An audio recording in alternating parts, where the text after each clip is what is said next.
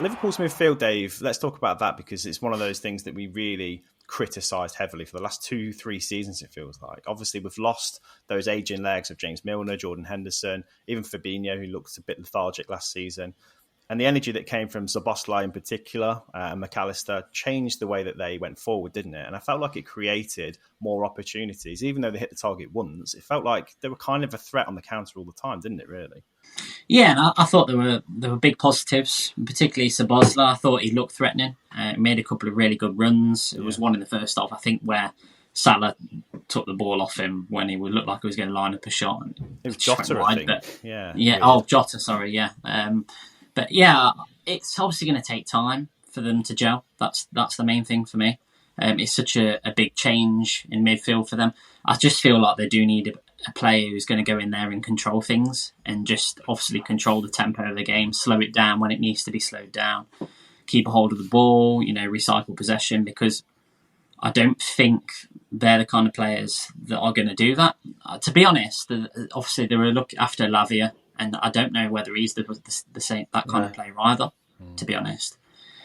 But they definitely need another body in there that's going to kind of obviously give them that reinforcement. And well, if not Caicedo and if not Lavia, then who? Who do they bring in at this short notice? That's the biggest question now, because apparently they've gone to Real Madrid to ask for Tchouaméni, and that will get laughed off the table because he doesn't want to go. So I don't really know who's on the market for them at the moment, because the reason that these holding midfielders are going for so much money is because there's a premium on them. There aren't a lot of them around.